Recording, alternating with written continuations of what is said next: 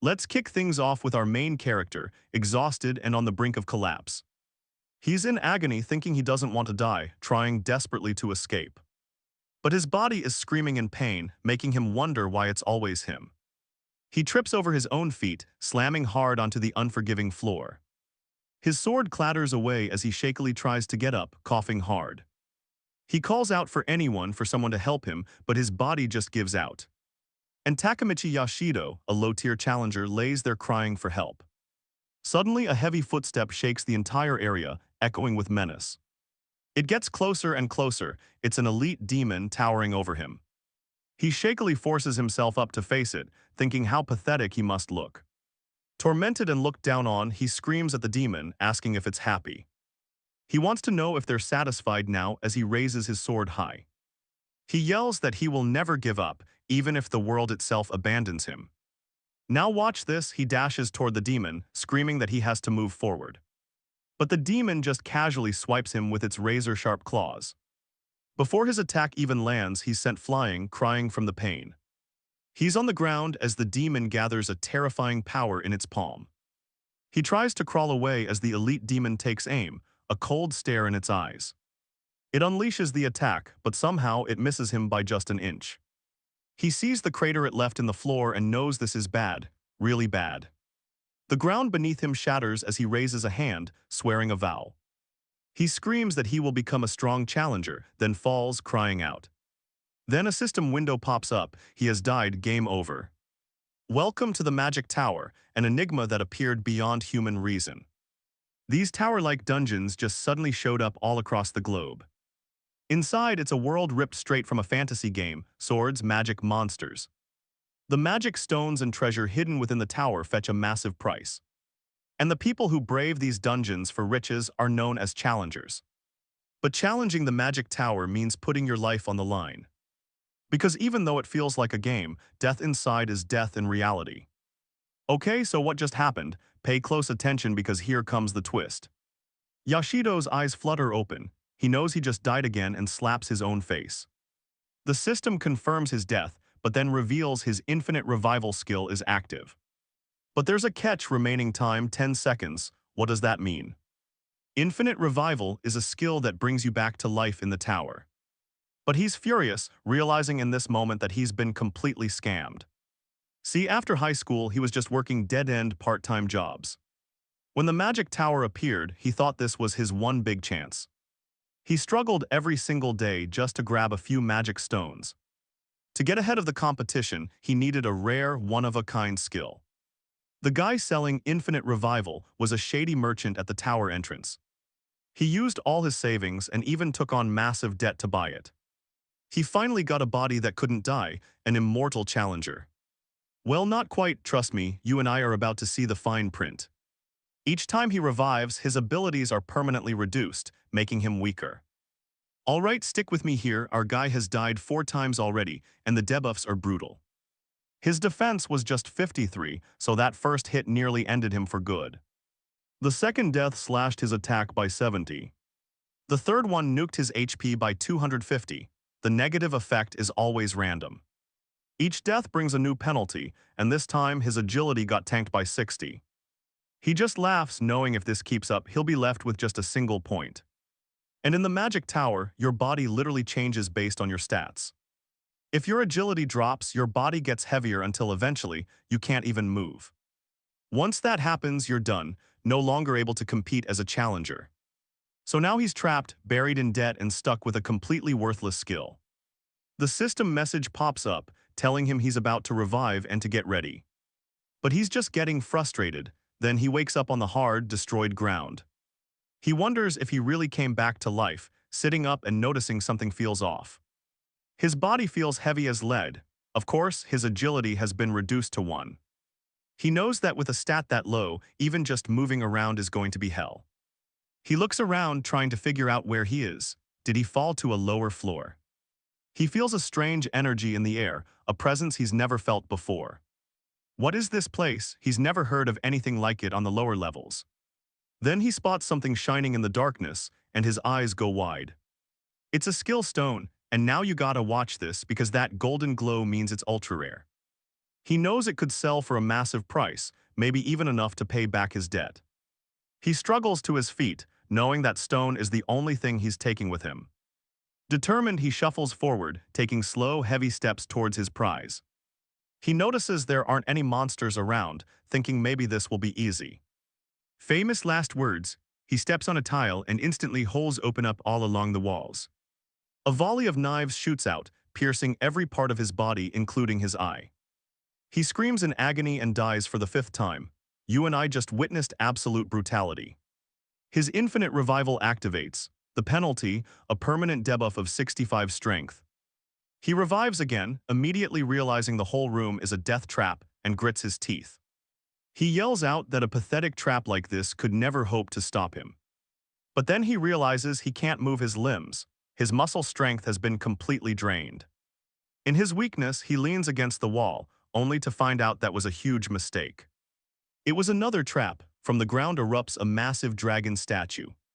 It glares at him with glowing red eyes and burns him alive. Death number 6. He revives once more, the death penalty this time, a permanent loss of 250 HP.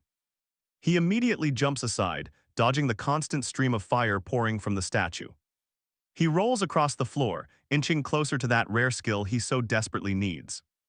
As he gets closer, he finally understands the purpose of this narrow passage. It's designed to lure challengers in with a rare prize, then kill them efficiently with traps.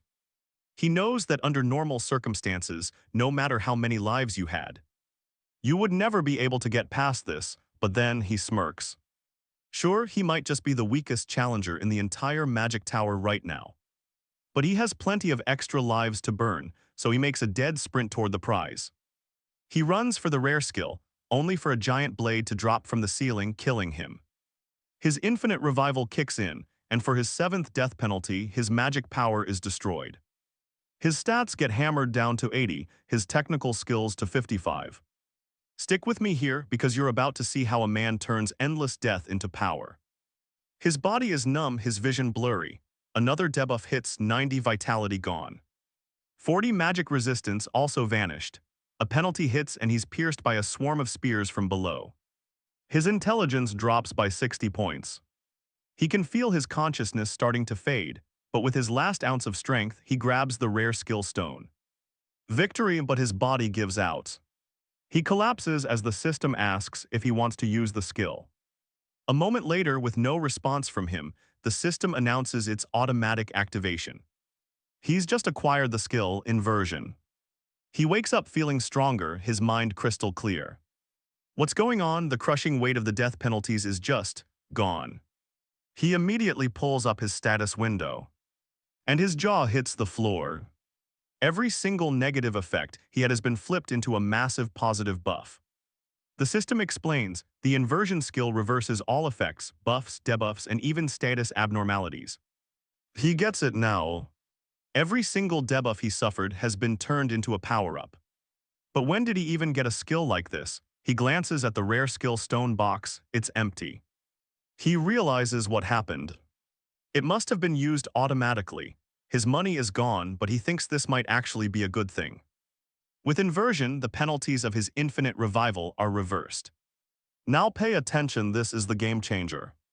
He'll get stronger every single time he dies. He can finally reach the top. He swears it again, he will become the strongest challenger, rich and famous.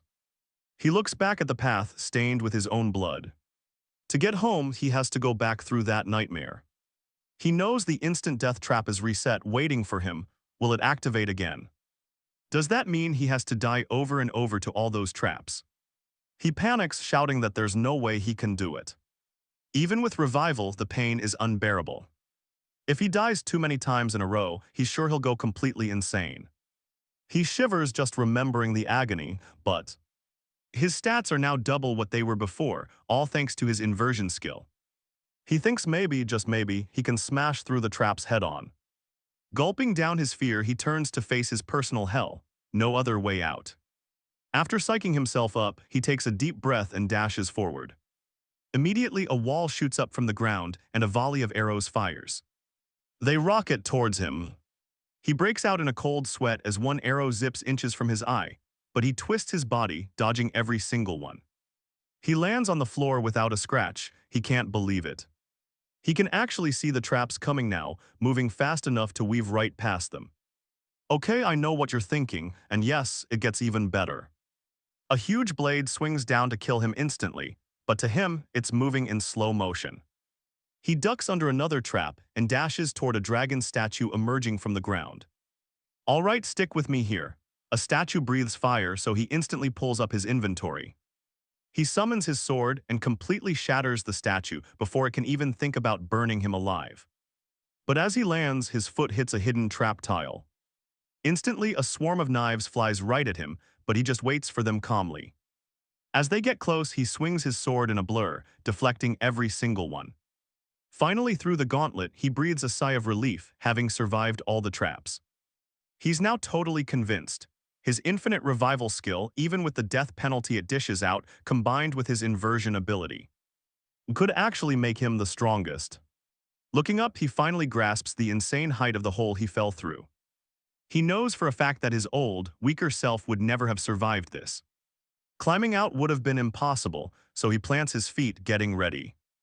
Then he leaps, rocketing up the side of the massive hole in a mad dash to ascend. And he makes it, finally reaching the floor where the elite demon waits for him. Now watch this. He sees the demon and literally apologizes for making it wait.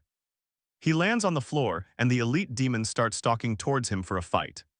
He slashes out with his sword, but the demon just blocks it with its bare hand. Then it just throws him away like trash. The demon takes a stance as he points his broken sword right back, asking if it wants another shot at killing him. The demon roars in absolute fury, but our hero calmly says he'll play along. He launches himself at the elite demon, throwing down a challenge. How long did it think it could fight his infinite lives with only one pathetic life of its own? He blitzes forward and the demon meets him with a claw, but he dodges it easy. He's actually amazed at how fast his own stats are rising to match the threat. Then he slashes the demon's hand, making it howl in pain as it tries to grab him. You and I both know this is the ultimate taunt. Your attacks don't even scare me anymore. He kicks off the demon's neck to launch himself higher, then slams his blade down with everything he's got. The impact sends it crashing hard into the wall. He lands thinking it's over, but it's not.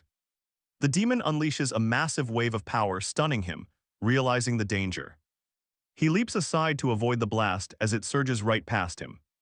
He sees the demon standing there, absolutely furious, but then the demon looks shocked. Its ultimate attack completely missed. He just mocks it, saying that was close. Then he thinks out loud, this thing doesn't feel like any third-floor monster he's seen. He knows the rule, the higher you climb the tower, the stronger the monsters become. But this is just the third floor, where the monsters are supposed to be pushovers. He dashes towards the elite demon again, slashing at its head with his sword, but he's forced to jump back as the demon unfurls massive wings and tries to crush him. Luckily, he dodges in time and leaps even higher, his stats climbing again. All thanks to the death penalties, the elite demon soars up to meet him in the air. He keeps blocking its attacks, commenting on its ridiculous strength for this floor. He's never seen anything like it. He parries another one of the demon's attacks with his sword, but it overpowers him, slamming him back down to the floor. Still, he gets up. He demands to know what the hell this demon really is, receiving only a growl back. Fine, he wasn't expecting an answer anyway. He taunts the beast one last time, claiming that it's fighting an enemy that's just getting exponentially stronger. Time to settle this. The demon amasses incredible power in both hands. And trust me, you need to see how this fight ends. Model, alright, you can tell things are getting serious. The demon's finally using both hands. He watches, confused, as the monster starts forming a sword out of pure demonic energy.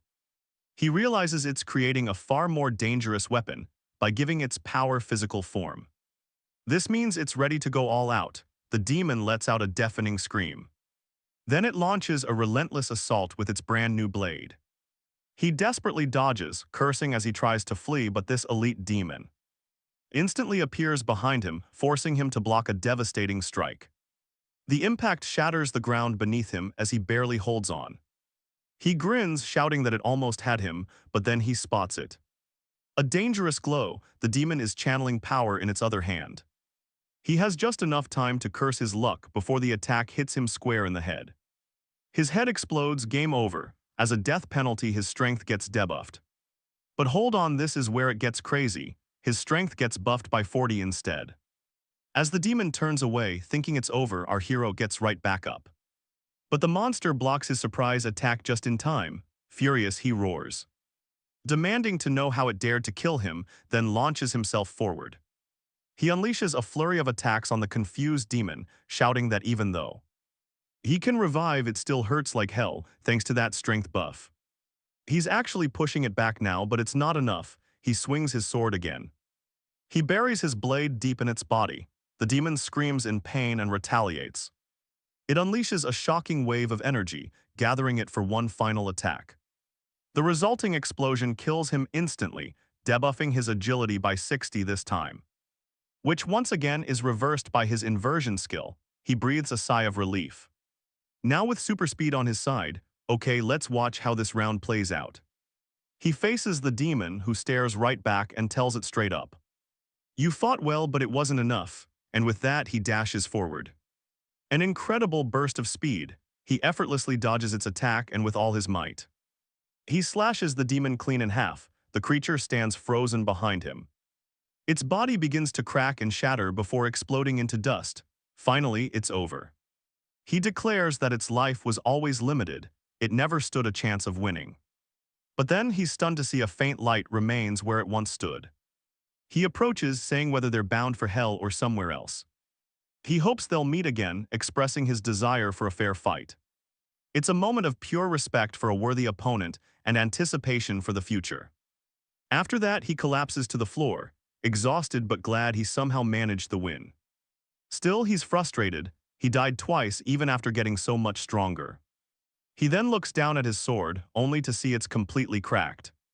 A moment later, it shatters into pieces. He definitely needs a better weapon. He gets back on his feet. First things first, he needs money for a new blade. So what's the plan? You and I both know it's time to start looting some magic stones. A moment later, he arrives at the magic tower known as Hermes. It's located on the first floor, inside what's called the safe area. At the entrance of every floor, there's a special section where monsters can't appear. This is the safe area, a place where adventurers can rest and recover.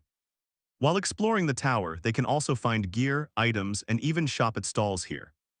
A place where challengers can buy and sell items. He picks up a silver sword. He figures it won't break on him, but the price tag is steep. Almost all the stones he just gathered are completely wiped out in one go. Still, he tells himself it's worth it. This is the first step to climbing the ranks. But as he's thinking about his new investment, he hears whispers from behind.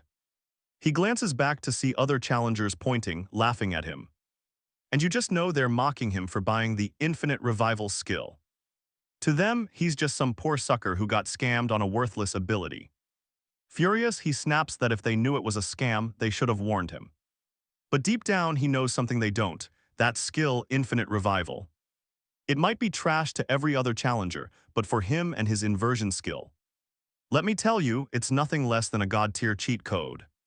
A small smile creeps onto his face, a skill that only he can master. Pretty cool. Suddenly, a loud shout shatters the air and he whips around in alarm.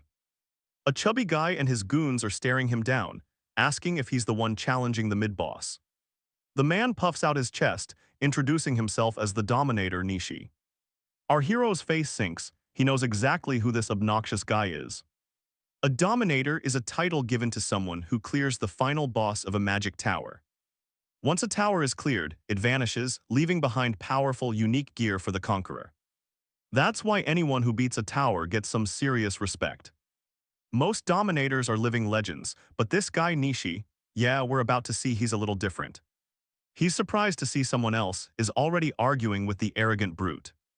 A fiery young woman yells at Nishi, calling him out for his weak accomplishments. You just happened to clear a low-tier tower, she shouts. Anyone could do that. Her friend, a level 13 named Shiramachi Yuri, tries to calm down the level 15 seam Mana. She tells her fighting is a bad idea, but Mana shoves her hand away. Let go, she argues. We found the mid-boss room first, it's ours. Mana turns to her friend, asking if she really wants to let this fake Dominator steal their prize. Yuri admits that the rewards from the mid-boss room are tempting. But she also points out the risks are huge, and maybe letting Nishi handle it is the smarter play. Her logic hits home and Mana falls silent, unable to argue. Nishi just smirks, telling Mana it looks like their little conversation is settled. His condescending tone just makes her even angrier. He then brags that little girls like them should just stay quiet and watch a pro work. Flaunting his unique gear Agasmi's, he boasts it can block any attack. Nishi and his goons roar with laughter, but a voice calls out to Yuri and Mana from behind them. It's our hero, but Nishi just strolls right past the girls to get in his face. With a nasty grin, he shouts that it's none other than Takamichi. So he sneers, I hear you got scammed by that shady merchant. He asks him how pathetic it feels to be the guy everyone is laughing at. But our main character stays completely silent, not giving him a reaction. Instead, he turns to the girls with a proposal. Let's give the mid-boss to Nishi. Mana is stunned. Why would you say that? He just tells her to calm down and listen. He explains that after this, the three of them will clear the final boss room. And they'll do it so fast that Nishi and his crew won't even know what hit them. And he lays it out for them. This isn't random trash talk, he has an actual plan. Nishi completely loses it, hearing this, and starts calling him every name in the book. But our guy just glances back to see Nishi charging straight for him. He's screaming something about being bullied, but honestly this is just pathetic. He effortlessly sidesteps every single one of Nishi's clumsy attacks. Then with a simple flick of his foot, he sends Nishi sprawling to the ground, confused. Nishi's goons rush over, asking if he's okay, but Nishi just keeps asking what happened. A shadow falls over him, and our hero asks how long he's gonna roll around on the floor. He then smirks and announces to everyone that he'd love to see the great Dominator Nishi's skills. Specifically, how he handles the mid-boss all on his own. He turns to the group. Shall we? A moment later, they arrive at the Magic Tower Hermes' 4th floor. Mana calls out to him, her voice laced with worry. She asks if it's really safe to be following Nishi's crew like this. She reminds him that, as he knows, Nishi isn't exactly the sharpest tool in the shed. Yuri chimes in just as worried, saying the monsters so far have been seriously strong. If they get caught in the crossfire, it could be game over for all of them. But listen to this, he just calmly tells them it'll be fine. Yuri and Mana, the challengers he met here, know the score. Mana is level 15, Yuri level 13, and him, a seemingly weak level 8. Of course they're worried, it makes perfect sense. But what they don't know is that his stats have skyrocketed, way beyond his level. If a fight breaks out, he's more than ready to take them all down himself. Nishi then calls out, teasing him, saying he can watch them take out the boss. But when it comes to the smaller mobs, he's on his own. Unbelievable, Nishi's back to his usual arrogant self after being so scared. Guess he managed to pull himself together, or at least pretend to. Suddenly the entire floor shakes with a deafening roar. A monster appears. It lunges for Nishi, who barely manages to block the attack with his shield. Nishi swings back, but the creature is too fast, leaping away to safety. The lizard man stands tall, letting out an angry growl. But Nishi just grins, thinking a single lizard man will be a piece of cake. Our guy warns him to wait, sensing something is seriously wrong here. And you gotta see this, a swarm of eyes suddenly opens from the ceiling above. Dozens of lizard men drop down, completely surrounding them in an instant. Nishi screams out in pure panic, wondering where they all came from. Then from the darkness, a different colored monster emerges as the others bow. It's the lizard commander, a superior species leading this entire ambush. The commander points its weapon at them, and the lizard men charge all at once. At first he's surprised, but then a huge, excited grin spreads across his face. Mana yells to Yuri that they have to protect him, and Yuri agrees. The two of them immediately take positions in front and behind him, ready to guard. He yells back that it's okay, that he can fight, but Mana cuts him off. She tells him not to act tough when he's clearly out of his league. Ouch. He just looks at her, frustrated, as she says these opponents are on another level.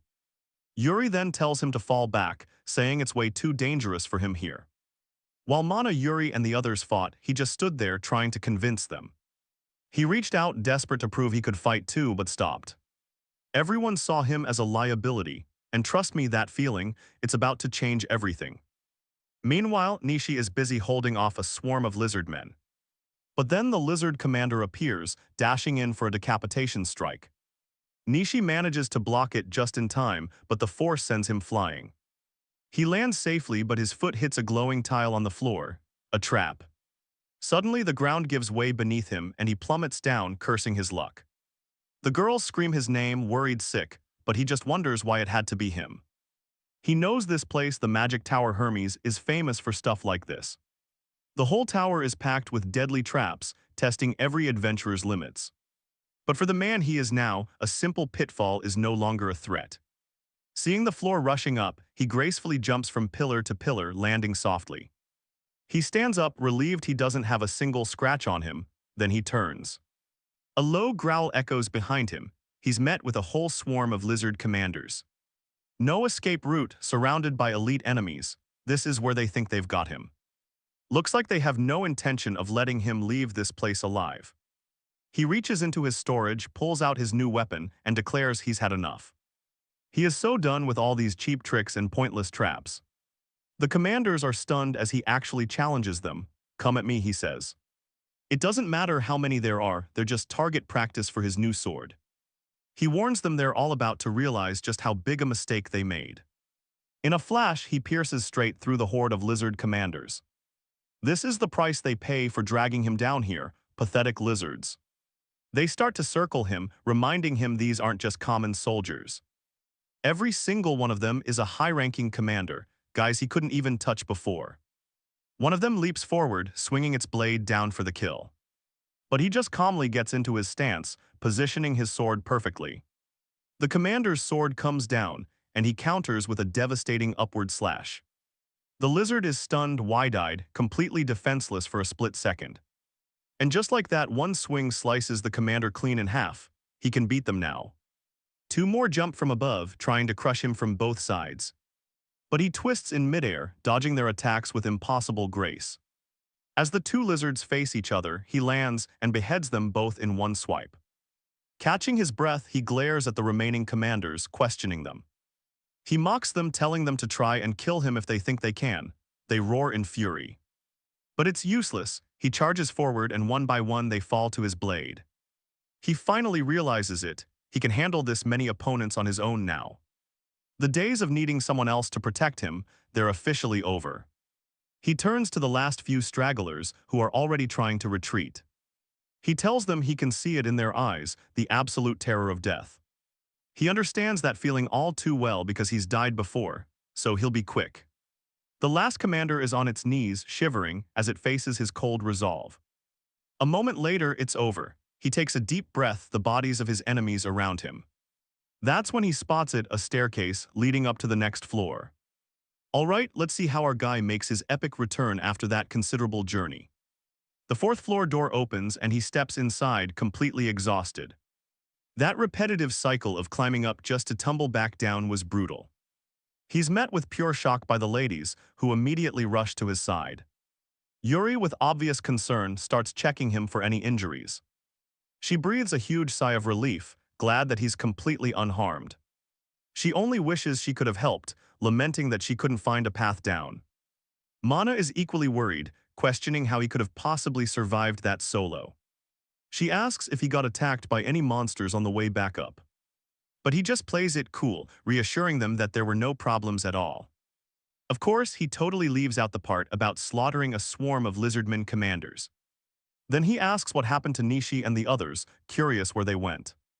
Yuri hesitates for a moment, but Mana explains that after he fell into the hole, she managed to fight off some lizardmen. Meanwhile, Nishi, and get this, just assumed he was dead and booked it for the boss room. Elle chimes in, super irritated that Nishi, the one who set off the trap, got away scot-free. He, however, tells her not to waste her anger on it. He reminds her that's just typical behavior from a guy like Nishi. Turning back to Mana and Yuri, he thanks them earnestly for their concern. His sincerity earns him a puzzled yet warm smile from both of them. A little bashfully, he suggests they need to get moving to catch up. There's still a chance they can overtake Nishi and the others. But his urgency quickly turns to shock as he spots a lizardman lurking right behind them. Now pay attention, because we all know this isn't just some leftover mob. The situation explodes as the lizard commander lunges straight at Yuri. In a panic, he screams her name while trying to reach her in time. As Yuri looks up, the lizard commander swings its sword down hard. He stops dead in his tracks, realizing he might be too late. Then he bends down and leaps, miraculously blocking the lizardman's attack with his sword just in time. Yuri is completely stunned by his sudden appearance as Mana engages the monster. The lizard commander is all hers, she insists, slashing at its chest. She looks back for a second, warning him that the situation is still dangerous. But he just sighs, calmly sheathing his sword back in his inventory. Yuri awkwardly approaches him, finally expressing her thanks for the rescue. He shyly admits that he was just glad to have arrived when he did. Mana, watching them with a smile, asks how he managed to counter that attack. With a slight smirk, he suggests that maybe he can actually be useful now. He's definitely not just dead weight anymore. Moments later, they reach the magic tower. This is Hermes's 5th floor, and while the two ladies chat behind him, he checks his status and discovers a shocking increase of 2 whole levels. That's what he got for taking on that huge wave of lizardman commanders. He recognizes that this boost isn't from some temporary buff or debuff. This means the change is permanent and won't be getting reversed. He also notices a huge improvement in his stats, thinking about the massive increase. The attack power he gained from the inverted death penalty was 65. And you and I both know that's not just a boost, that's an absolute game changer. 2 from his level ups, making him realize that the synergy between the death penalty and inversion was insanely powerful. Suddenly, Mona calls out. She points ahead and you and I are about to see what's waiting for them, the 5th floor mid-boss room. Mona figures the Hermes magic tower must have 10 floors total. That means they're standing right at the halfway point.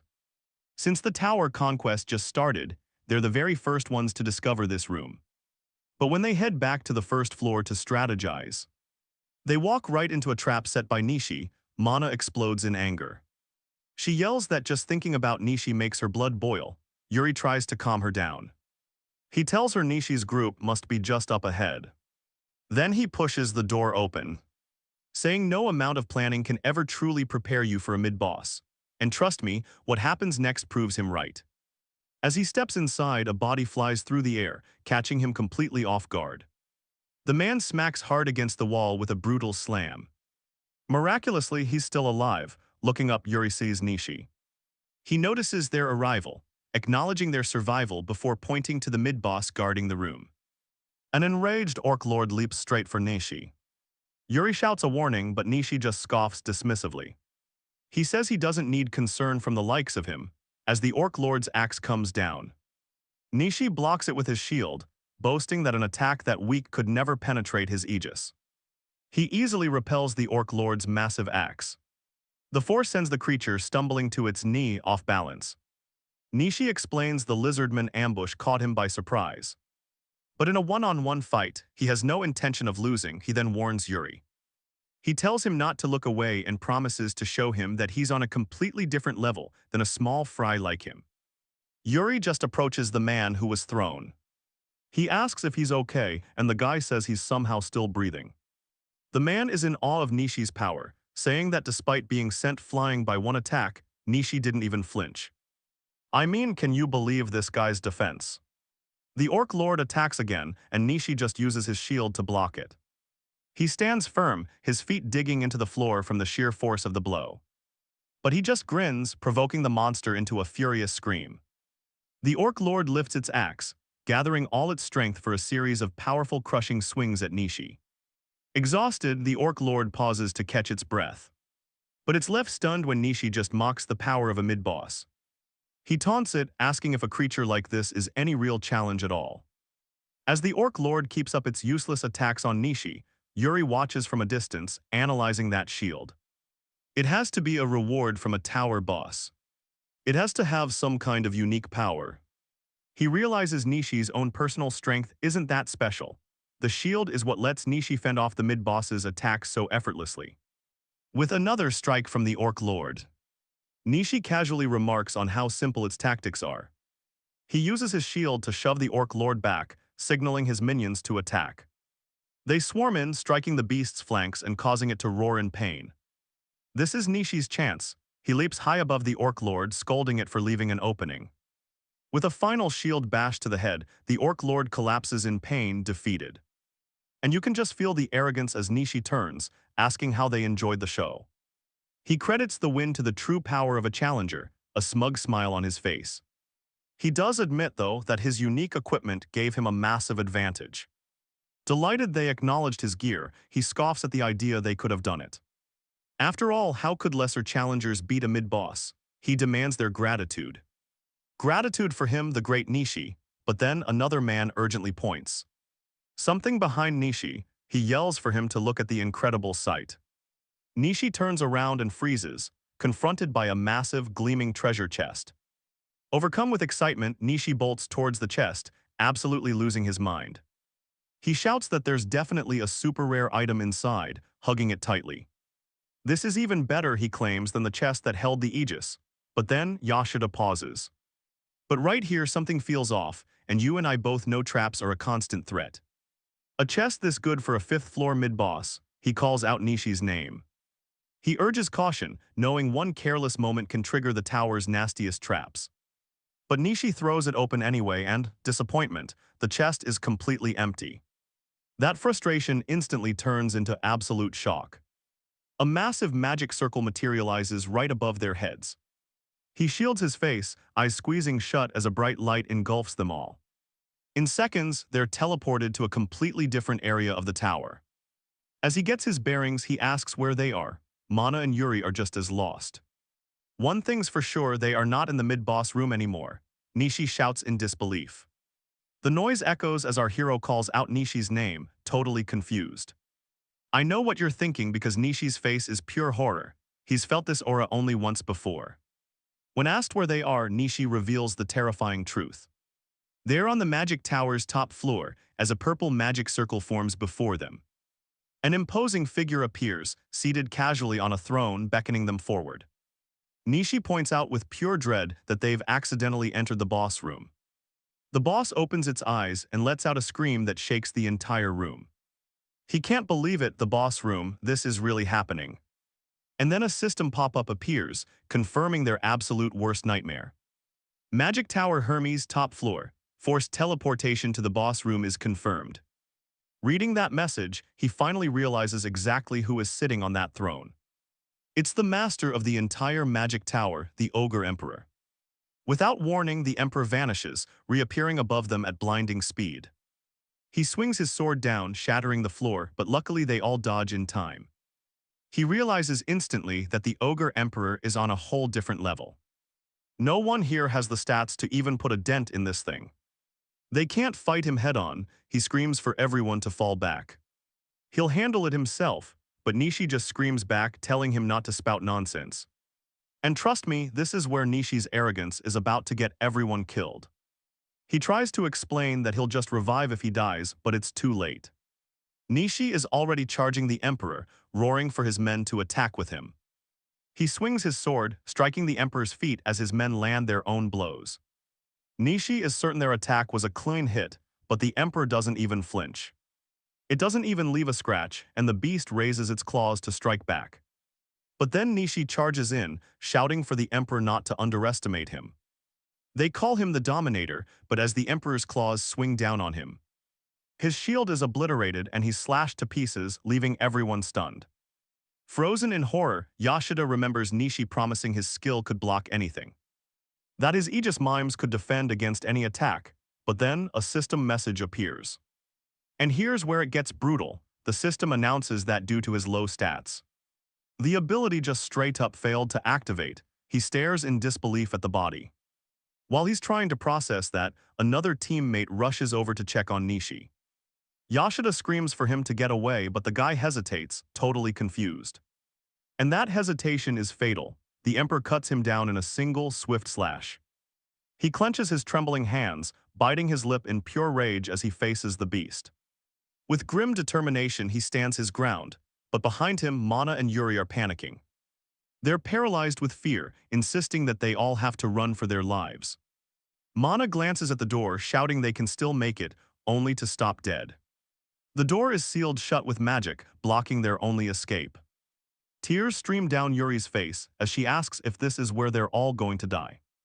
The Emperor pulls its sword back, gathering power for another devastating strike. It aims right for Yuri, who's too terrified to even move. She closes her eyes, accepting her fate. But in a flash, someone dashes in front, blocking the massive attack with his own sword.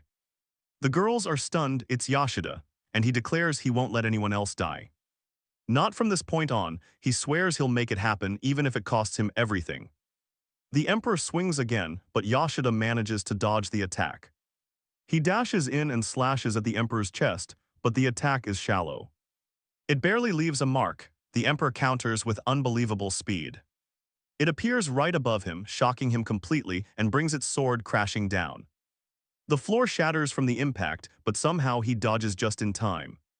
He rushes the Emperor again at full speed, aiming for its head, but the monster blocks. Yuri asks what's happening, and Mana can hardly believe what she's seeing. I mean, think about it. Yoshida is fighting this monster one-on-one. And even with his death penalty enhancement, he's getting pushed back hard. This just shows how overwhelmingly strong this boss really is. He needs more stats to win. So he comes up with a new plan: wear down the Emperor's stamina. First, he taunts it. He declares he's going to kill it, right after he dies a few more times himself. With a lightning dash, they engage in a fierce duel. Yoshida gives it everything he's got. He even manages to land a few strikes on the Emperor's head, which only enrages it. The Emperor retaliates, and Yoshida, knowing he's hit his limit, simply lets it happen. Its claws tear right through him. As he falls, he sees Yuri's horrified face. She screams as the system announces his death, and with it, a permanent death penalty. A debuff of 55 agility is applied, but his inversion skill flips it into a bonus. That's plus 55 agility. He just tells Yuri that everything is going according to plan. And this right here is where we see his insane strategy. He plans to keep on reviving. Mana mentions his infinite revival skill, but Yuri points out it has a huge downside. Using it triggers massive negative effects, leaving them wondering how he can even fight. He gets killed again, his resistance increases by 20, and then he dies one more time. So his HP jumps by 320, but you and I know that's not the stat he's really after. He desperately wishes for a stat boost that can actually put a dent in his enemies. The Emperor attacks, killing him instantly, and just like that, he opens his eyes. He shoots up, gasping for air, and takes a good look around. He checks his hand, then touches his face, waiting for that phantom pain of death. But it never comes. Instead, a smile spreads across his face. He got the stat he wanted. A massive 140-point increase to his attack power. He's thrilled. Then another system update pops up. He's unlocked a new ability. Because he's leveled up his proficiency, he can now specify a respawn point. And here's where things get really interesting. Pay attention to this next part. He immediately gets how useful this new feature is going to be. Standing up, he gets ready to die one more time. He respawns instantly. And he's already planning his next move mid-revival. He figures this new feature is designed to stop him from getting stuck in a death loop. Before, if he died in an impossible spot, he'd be trapped. He'd just die over and over, but now he can choose where to come back. He can use this to escape. He walks right up to the Emperor's side. He realizes if this works on the battlefield, it's a total game changer. He can literally spawn in his opponent's blind spot. He stops right behind the monster. He crouches down, dies, and respawns right behind the Emperor midair. Shouting, "My turn," he smashes his sword right into the Emperor's back. The beast roars in pain. One of his teammates yells out, completely shocked. To her, it looked like he just teleported. He had no idea it looked that way to them. The Emperor spins around, swinging its massive sword right at him. But he ducks just in time, dodging the blow while shouting Nishi's name. He yells that even though they were a nasty bunch, he never once thought that any of them deserved to die. He then asks the Emperor if he's right. That beating a magic tower boss gets you a unique item, but he tells them right now he wants the Emperor's life more than any treasure. The Emperor attacks again, but is stunned when our hero dodges the attack. He doesn't just dodge, he shatters its sharp claws in a single counterstrike. He swings his sword at the now terrified Ogre Emperor and lands a direct hit to the head. The beast screams and collapses, utterly defeated. he finally lets out a breath of relief. He returns his sword to his inventory as the system notifications pop up. He's defeated the boss of the Hermes Magic Tower. The conquest reward is his. A unique piece of equipment and a pile of magic stones already sent to his inventory. He's happy with the loot, but the whole experience leaves him with mixed feelings. Suddenly, Yuri throws her arms around him from behind, thanking God he's safe. Realizing what she just did, she quickly lets go, apologizing with a blush. He just tells Yuri it's fine, while Mana thanks him for saving them. Mana says if he hadn't beaten the boss, she and Yuri would have been done for. But she also scolds him, saying his fighting style is way too reckless. That watching him sacrifice himself over and over is just too painful, and honestly, we can see her point. She immediately apologizes for complaining right after he saved them. But he just pats her on the head, telling her not to worry about it. Him die so many times, declaring that even if he failed over and over, he would always come back, but then he yells that it really hurt. Like seriously, he even remembers saying the exact same thing somewhere before. Mona, with tears welling up in her eyes, stutters that he was right. He finally catches his breath, promising them that as much as possible. He'll do his absolute best not to die. The girls just exchange smiles. They both agree, but their little moment is cut short when the entire tower begins to shake violently. Now get this, the system announces that the boss of the Magic Tower, Hermes, has been defeated and the tower will vanish in 10 seconds. Everyone is about to be teleported out. Yuri just mutters that after defeating a boss, magic towers always disappear. He waves them goodbye and says they should all meet up again on the outside. He then glances back at the fallen, telling them he won't ever forget them. A final farewell. Meanwhile, from the outside, the massive Hermes tower shook and slowly faded away into nothing, as if it was never even there to begin with. In some high-tech office, a woman asks if Hermes Tower was really conquered. It wasn't even supposed to be halfway cleared yet. A man hands her a tablet confirming that. As strange as it sounds, the disappearance of Hermes has been verified. A full report on the matter is on its way. The lady puts the tablet down, a small smile on her face, and asks the man if things haven't just become a little amusing, and you and I both know what that look means. Before all that, back on the street, Yido wakes up. People all around him are freaking out as the magic tower Hermes literally dissolves into thin air. He stares at it disappearing, looks down at his own palm, closes it tight and raises his fist, shouting that he was the one who conquered it. For a second he's smiling, absolutely thrilled, but that smile vanishes. He overhears someone asking if the Hermes boss was really beaten. Even though no one had even reached the 5th floor yet, they wonder if some monster-level player cleared it. He listens in, wanting so badly to scream that it was him. But he knows he can't celebrate like that, not when there were casualties. He stands up, thinking that clearing a magic tower for the first time has definitely boosted his self-confidence. But then he tells himself not to get too carried away. He peeks back at the shocked crowd and decides to keep it a secret. For now, he was the one who defeated the boss, but telling anyone would make him stand out way too much. He silently turns to leave, trying to just slip away from the scene. But then Mana and Yuri spot him, and just when he thinks he's clear, you guessed it. They shout his name, and Mana excitedly asks what kind of unique equipment he got from the boss. He can only call her an idiot. At her words, every challenger in the area whips their head around to stare at him. Yep, that's him, the guy sold out by that trash skill, Infinite Revival. A little later, he's grabbing a drink from a vending machine in some alley. He opens it up, glad that they finally managed to get away from the crowd. He flashes back to them swarming him, asking how he beat the boss, what weapon he used, and begging him to join their parties. And that's where we leave him, apologizing to Mana. Admitted she was being careless, but Yuri reminded him that taking down the Magic Tower's boss and becoming the dominator of Hermes, trust me, that's gonna put a huge target on your back. He still couldn't believe it himself, telling them it felt weird being a dominator now. I mean, not too long ago, he was just some weak challenger nobody cared about. But it looks like buying that Infinite Revival skill stone wasn't a mistake. Not a mistake at all, but hearing that, something clicks for Yuri. Now pay attention here. She asks him if the nasty side effect of dying is real. And if it is, how in the world is he using that skill so easily? He's totally stumped, wondering how he could possibly explain his inversion ability. Yuri tells him she isn't trying to pressure him or anything. She was just curious, so if it's a secret, he doesn't have to say a word. He agrees and sips his soda, but thinks to himself it's not really a huge secret. But before he can explain, Mana tells them to put all that on hold for a second. Her eyes light up, asking about the epic loot he got for beating the boss.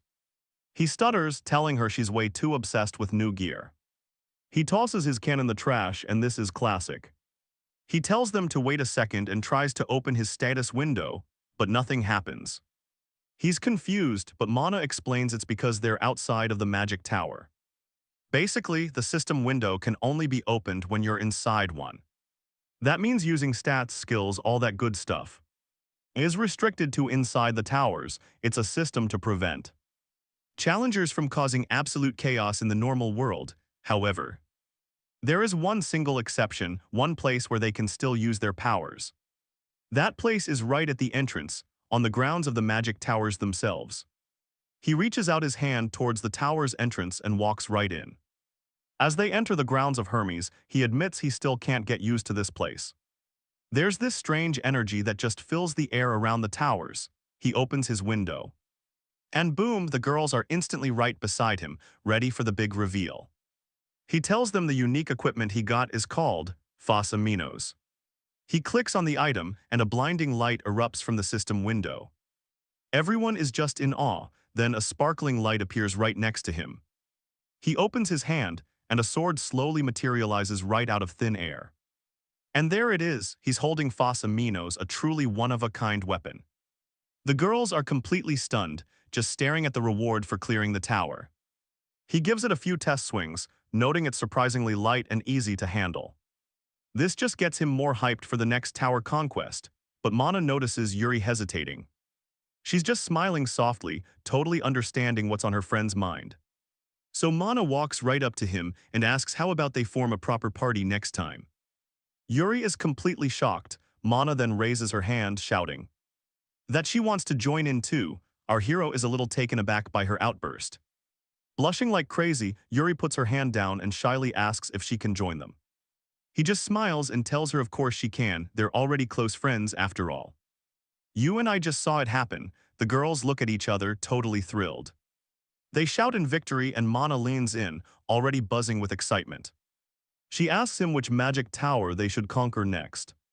The adventure continues. She suggests a tower on the scale of Hermes, or maybe even bigger. Maybe challenge Zeus, but Yuri immediately shoots that idea down. As the girls bicker behind him, he takes a moment to think, finally grabbing their attention. He tells them that after leaving Hermes, there's one place he has to visit right away. A worried Yuri stutters out a question, but trust me, he's got a plan, he just says. Tokyo, the Challenger Management Bureau. The girls are totally confused. Why there and not another magic tower? Simple, he explains to them. That the Management Bureau buys magic stones and equipment for way higher prices. Much better than the shady stalls at the tower. He's here to cash in his items. He admits that after buying Infinite Revival, yeah, our hero is completely broke. Not just broke, he's deep in debt, leaving the girls staring in total shock. The Tokyo Challenger Management Bureau is basically a government-run support system. It's all about helping adventurers, offering real-time updates on every magic tower. They buy and sell magic stones and gear, and here's the key, it's all at fair prices. So unlike the sketchy deals you'd find at the tower's own market stalls, the Management Bureau is known for its fairness and is highly trusted by everyone. Plus, since it's built right on the site of a magic tower, there are no power restrictions on the challengers who visit, which is another huge advantage. See, among his rewards for clearing Hermes, there weren't just unique weapons, but tons of magic stones too. He's hoping to finally make some real money. The clerk welcomes him, asking if he's here to exchange his magic stones. He says yes and immediately opens his inventory, waiting for it to load up. He wonders just how many magic stones there are. He clicks the button and then both he and the clerk are absolutely shocked by the mountain of loot. I mean, look at that haul. He can't believe he got this many magic stones just for clearing one dungeon. Stuttering, the girl tells him they should proceed with the exchange process. She's clearly blown away by the sheer quantity. A moment later, his hands are shaking. As he asks the clerk if that number is serious, he realizes even with his debt. He's rich now. He runs back to Yuri and Mana, buzzing, asking what he should do. Yuri, ever the responsible one, advises him to probably avoid reckless spending. Mana instantly agrees, warning him not to get too carried away with it. Otherwise, he'll end up right back in debt from overspending, and that thought makes his dream of living large just vanish. Got it, he says, but suddenly a voice calls out. There you are, he feels a surge of immense power approaching him. A woman walks towards him, saying she heard he'd arrived at the bureau. She stops right in front of him. He looks her up and down and asks who she is. She introduces herself as Ryo Fun, the chief of Tokyo's management bureau. She asks if she can have a moment of his time, her tone serious.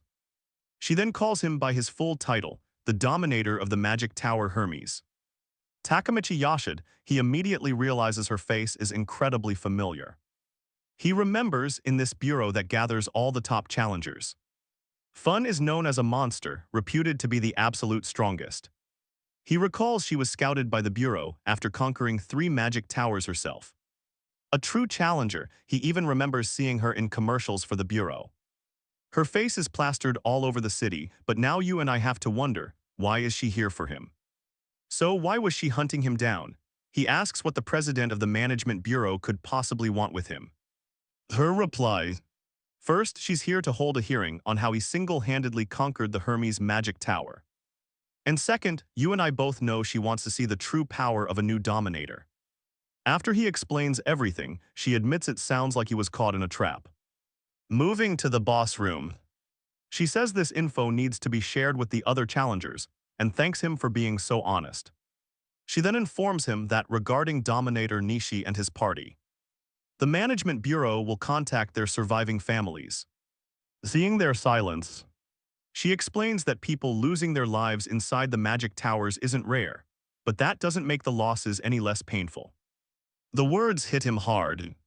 He bites his lip, realizing they told themselves there was nothing to be done for Nishi.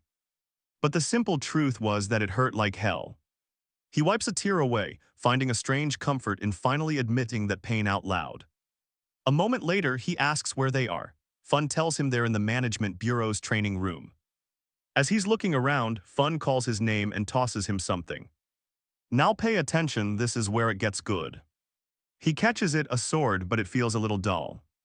She explains it's a standard training blade from the bureau's hall, telling him he can use it for what's coming next.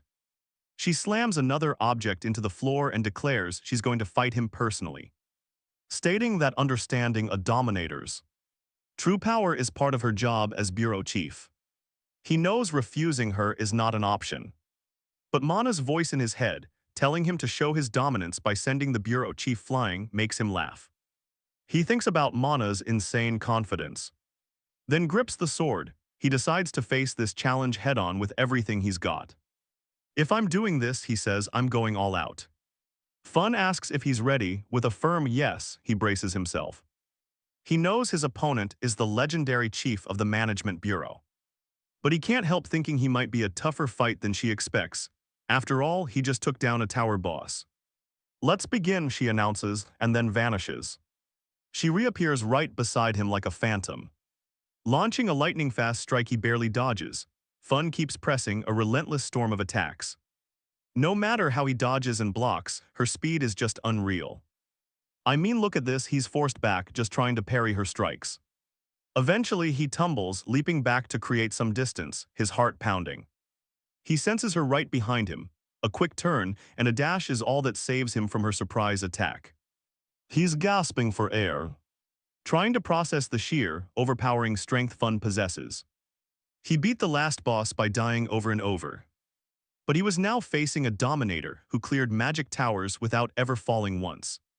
The gap in their power was massive, but this wasn't the time to get frustrated. If defense isn't enough, he thinks, then I'll just have to turn the tables. And trust me, he plans to do that by embracing the very thing everyone else fears: death. She was caught off guard as he boldly declared the start of his attack. He charged forward, meeting her dead center in the room as she slowed. She saw it coming and tightened her grip on her sword. Noticing this, he lifted his own blade back, building momentum for a massive downward swing. "I'm faster now," he yells, but she easily dodges and repositions for a counter. He can't believe it and gets thrown back by her attack, growling in pain. "That was unexpected," she tells him as he hits the floor with a thud. He retorts that against any normal monster, she'd have no problem evading attacks. And just like that, he launches himself at her again. She effortlessly blocks his strike and counters, which he barely avoids. "If you hadn't hesitated just now," he says, "this would have been a one-sided fight." She rolls the sword in her hand and swings, but he leaps back to create distance. Now here's where his crazy strategy starts to unfold. Pay attention. He points out that she hesitated, thinking he was defenseless for a moment. But he knows it wasn't kindness, it was confusion. His moves made no sense. Her body just froze out of pure instinct, but he took a gamble.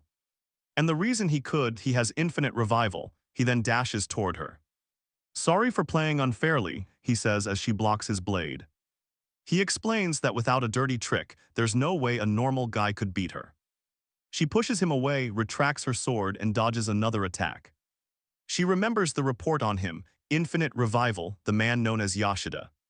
He can come back from death endlessly, moving forward with zero fear. She appears right in front of him, realizing his skill is a terrifying ability. And bam, she smacks Yoshida in the face with her sword's hilt, sending him flying. "That won't happen a second time," she warns him. He just curses that it hurt. But then he stares her down, and she's shocked to see his sword suddenly pointed right at her chest. "Compared to actually dying," he says calmly, "your attack didn't hurt at all." She stares at him and a smile breaks her face. She turns around, telling him she understands his power now. "I'll acknowledge my loss this time," she says, but stops when he collapses. She bends down, confused, as he shakily tells her he couldn't care less who won. All he needs right now is a doctor. He then passes out completely. His soul literally pops out of his body, causing Yuri and Mana to rush over. In a total panic, Mana yells at Yuri to quickly shove his soul back in, which Yuri does, desperately trying to save him. A moment later, he wakes up. He'd almost died for real, but Fun reminds him he hadn't technically. "That's not the point," he yells, taking a deep breath to calm down. He tells her that since they fought, things should be settled. He asks to go home. "No," she replies, "we still need to have an important conversation." He has no idea what she's talking about, so she explains. As chief of the management bureau, she has officially verified his true power. It exceeds that of any average member, and because of that, she has a special request for him. Yuri immediately asks what that could possibly be. Mana chimes in, saying it's the one rumored to have an incredible reward. "And you and I both know our boy is about to get an offer he can't refuse." She offers him a fat stack of cash, thinking it's more than enough to get him on board. He thanks her but wants to know exactly what he's getting into first. She explains that a few hours ago, the management bureau confirmed it. A brand new tower has appeared, and the entrance is currently sealed off. The mission, go inside that tower and scout it out for her. She explains it's a preliminary investigation for the Mage Tower Pranny. And honestly, he's the only one she can trust with this kind of job. He's confused at the Bureau's job to investigate new magic towers. So why is she asking him specifically to take on this mission? She tells him they already sent in their own challengers to check it out. Now pay attention here, 2 parties of 5 for a total of 10 elite members. Not a single one of them made it back out. Yuri asks in shock if she's serious. Even Mana can't believe it, saying that's just impossible. Fun admits she didn't want to believe it either, but the facts are the facts. A search team went in after them and found every single one of them. All 10 challengers were dead, right near the entrance of the tower. It looked like they were desperately trying to escape, but ran out of steam. Just one step away from freedom, he tells her to hold on a second. He asks if he's right in assuming the entrance area is supposed to be a safe zone. She confirms that's correct, monsters shouldn't even spawn there. "So you and I are probably thinking the same thing, why did they die there?" She says their bodies had no wounds from monster attacks, the cause of death. A complete mystery. After getting the report, she just had the bodies recovered. She immediately pulled the search team back out, not risking any more lives. It was too dangerous, and they had no idea what they were dealing with. So that's the current mess at the Magic Tower Prainy. He sighs, it finally clicks. This is about his infinite revival ability. She wants him for this special request because he can't permanently die. She quickly tells him not to get the wrong idea, she isn't trying to use him. But she also can't afford to lose any more of her people inside that tower. Stepping closer, she looks him dead in the eyes and asks, "Will you do this for me?" He stares back, lets out a heavy sigh, and finally agrees, he'll do it. Later, inside the Mage Tower, he steps into the so-called safe area and takes a deep breath. He slaps himself hard across the face, getting his head in the game. He swears he's going to find out what happened to those challengers. He has to, especially after seeing Yuri crying, begging him not to die. He opens his inventory, determined to see this through for them. Knowing everyone is counting on him, he pulls out his Fos Amino's sword. Sword in hand, he pushes deeper into the tower. Skeletons patrol the halls. He zips right past them, catching them by surprise and shattering them with one hit. He notes that his new sword is light and easy to handle, but for a unique item. He expected something a little more special. He gets ready to test out its ability. And that's when a sinister purple smoke appears right behind him. He can feel the power rolling off of it, but he realizes the danger far too late. He swings his sword wildly, trying to shield himself as the smoke closes in. He's frantically waving his hands, yelling at the purple smoke to get lost. But then system windows pop up and he's completely stunned by what he reads. Pay attention, this is the moment he understands how all the other challengers died. It was a status condition called the Curse of Prapen, and now it had him. He was facing death in 120 seconds, his breathing becoming ragged. But even as the timer ticked down, he knew he'd made the right call. A normal challenger would be completely panicking in this kind of situation. He knew that if you could just leave the Magic Tower, all abnormal conditions vanish. Buffs, debuffs, everything gets cancelled, so the challengers who got hit by the curse. They must have scrambled frantically towards the exit, desperate to escape. But the curse activated just one single step away from the safe zone. It all made sense. That's why their bodies had no injuries. The curse itself was the cause of death. He's broken out of his thoughts as the purple smoke rises right in front of him. But then it just drifts aside and hurries away, leaving him completely alone. And here's the thing, now that the curse is on him, the smoke thinks its job is done. He gets furious, yelling at it not to underestimate him. This was a huge mistake. Because against his infinite revival ability, the effects of a curse like this get flipped. The curse inverts, completely restoring his condition. He just smiles. He actually thanks the curse, then starts chasing it down, yelling about the free heal. His body is now in perfect condition. He looks in the direction the smoke retreated. He wonders if he should give chase, finally reaching the entrance to another room. It's completely filled with the same cursed smoke. He gets it now. You and I can see that normal challengers never stood a single chance in this tower. He walks in as the fog thickens and is shocked to find a huge cauldron of purple water. He figures that has to be the source of all the cursed smoke. Suddenly, a sharp magic ball flies right for his head, but he dodges it by an inch.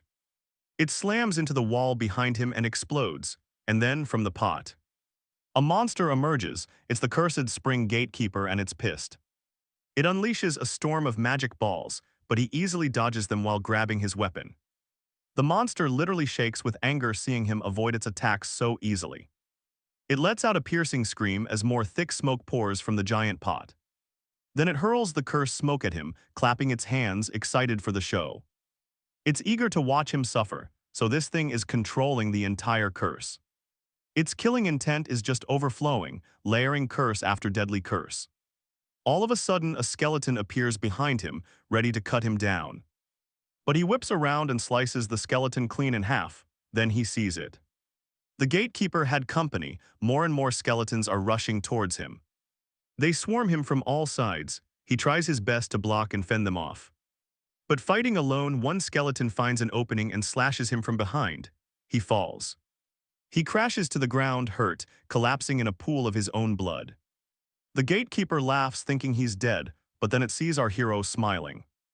He asks if it can really afford to be so relaxed, and you knew it was coming. His inversion skill kicks in. His condition is fully restored. He rises again and starts wiping out the skeletons. He moves at an insane speed, taunting the gatekeeper the entire time. He asks if that's really the best it's got, saying this tower's curse is nothing to him. Let's dive right back in. He uses a top-tier recovery medicine, then absolutely shreds the cursed spring's gatekeeper. With his foe's remnants scattered, he hears the sound of water changing. He looks down into the pod and realizes the spring's curse is gone. Later, back at the Challenger Management Bureau, Fun from the Tokyo branch is debriefing him. She tells him she finally understands what was killing challengers in the Magic Tower Praney. It was an abnormal status effect from that very curse. But a curse that causes instant death. She can't believe it and asks if there's any way to counter it. He just tosses something her way. She catches the bottle and sees it's the ultimate countermeasure. What is this, she asks, as the system begins to identify the blue liquid. He explains that after he beat the monster that emerged from the spring, the water itself was purified. That's how he managed to get his hands on this little miracle. The system results pop up, Praney's holy water capable of dispelling the tower's curse. After drinking it, users are immune to new curses for 600 seconds. He tells her that if challengers just use this holy water before going in, even normal challengers should be able to clear the tower without dying. He adds that he only made it to the 3rd floor, but it seems every level has its own cursed spring. That's when it clicks for him, the entire point of the Praney Tower is this cycle. You have to climb by purifying each spring and securing the holy water for the next floor. Fun cracks a smile after hearing his full report and thanks him respectfully. She realizes that with clear warnings and a countermeasure, they can open the tower to everyone.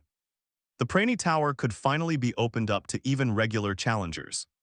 She grabs something from the table, telling him he's officially completed her request, and praises him for a job well done. Then she starts laying out his reward. And you gotta see this, the shock on his face is priceless. It's way more than he ever expected. She teasingly asks if it's not enough for him. He immediately stammers back that it is more than enough. A little while later, he's walking down the street, bag in hand, getting some very confused looks. He's thinking that this, combined with his rewards from the Hermes Tower, is an absolutely ridiculous amount of money. He starts sweating, having no idea what to spend it on. A few days later, the debt from buying Infinite Revival is completely paid off. Even so, he has a mountain of cash left, so he decides to hit a luxury brand store. Time to buy some expensive stuff for himself. He looks up at the sky, feeling the moment. But these new luxury items, they feel different, weird, and that's when he hears a familiar voice. It's Mana shouting to Yuri that she heard anyone can enter Praney now. She suggests they invite Yoshito and go challenge it together as a team. He panics. Seeing them, he quickly turns and walks the other way, hoping they didn't see him. The girls walk right past him. He lets out a quiet sigh of relief as they keep going. But then Mana glances back, noticing something odd. He quickly averts his gaze. But it's too late. Mana stares, her eyes widen in shock, and you just know this is where the fun begins. "Is that really you?" she asks, as he yells back at her not to look so grossed out. He sheepishly explains that he suddenly came into a lot of money and had no clue how to spend it. Yuri awkwardly tries to help, saying she thinks he looks cool, but he's not having it. He tells her that even if she's trying to be nice, her pity doesn't make him feel any better. Mana just tells him to put the bizarre outfit aside for now, which only makes him more defensive. With her usual charm, Mana tells him they should try raiding the Praney Tower. He's skeptical, asking why she's so set on that specific place when it's supposed to be an incredibly dangerous magic tower. Her simple reply, money. The magic stones altered by the cursed fog in their sell for a fortune. Which means every challenger who thinks they're tough enough is heading there. Yuri adds that according to the Management Bureau, challengers have already stormed all the way to the 10th floor in just a few days, an absolutely insane pace. Mana shouts that it's unfair he gets to be the only rich one. He has to help them make some money too, Yuri shyly agrees. She says she'd be happy to go to any tower as long as it's with him. He figures that as long as they bring plenty of holy water, the risk is low. So he agrees to join the attack on Praney, and the girls are thrilled. But first he points out he probably needs a change of clothes. Meanwhile, Inside the Praney Tower, other challengers lie dead, their eyes wide open. And their holy water completely unused. Now look what's floating above them. A powerful skeleton monster. Later on, our crew finally makes it inside. On the 10th floor, a skeleton monster lunges to attack, but Yoshida is ready. Wielding his sword, he blocks the attack with ease, glaring at the creature. He slashes it into pieces in a single strike, leveling up to 16. Mana cheers, saying he's gotten so strong, while Yuri just stares in silence. He shrugs it off, saying it's only natural after killing so many monsters. As he walks over, he knows the level itself won't change much for him. It barely touches his real stats, but a low level invites way too many questions. He realizes he needs to grind it a bit more, and right on cue. A system window pops up. Only 60 seconds remain on the holy waters effects. Yuri quickly points out that the curse nullification is about to wear off. Mana says that since the spring on this level has already been purified, she doesn't think they're really in danger of getting cursed anymore. Still, she hands him more holy water, telling him to use it just in case. He agrees and turns his back, knowing exactly what will happen if he uses it. His unique inversion skill would just flip the effect, cursing him instead. He peeks back at them, thinking he still hasn't found the right moment. To tell them about his secret, he promises himself he'll explain it all soon. He turns to call out to them but freezes, and you and I are about to see why. A monster is diving right at them from above. He screams a warning, but it's too late.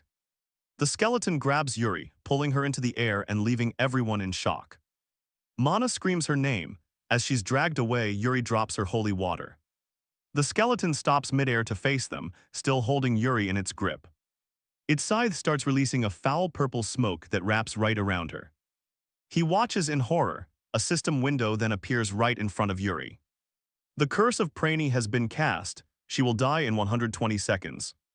He realizes this monster can inflict curses, and of all the rotten luck. It appeared the exact moment their holy water's protection ran out. He knows Yuri can't drink another potion by herself. Mana doesn't hesitate. Screaming that she will save her, she rushes into attack. Talk about a cliffhanger. She strikes with her dagger, but the monster just casually rolls its scythe to block her. Then it swings back with so much force that even though she parries, she's sent flying. Yui shouts her name, completely terrified for his partner, Mana. Mana hits the ground hard, clearly in pain. Now this is where you see how dire their situation is. He leaps towards the beast, yelling for Mana to get back as he thrusts his sword. "I'll handle this," he roars, but the creature just bats his blade away like it's nothing. Frustrated, he pulls back and unleashes a furious storm of strikes, pushing forward. The monster just glares, blocking every single attack without even breaking a sweat. He can't believe it. He can't land a single hit, realizing this thing is on another level. Yui jumps back, totally confused by the monster's tactics.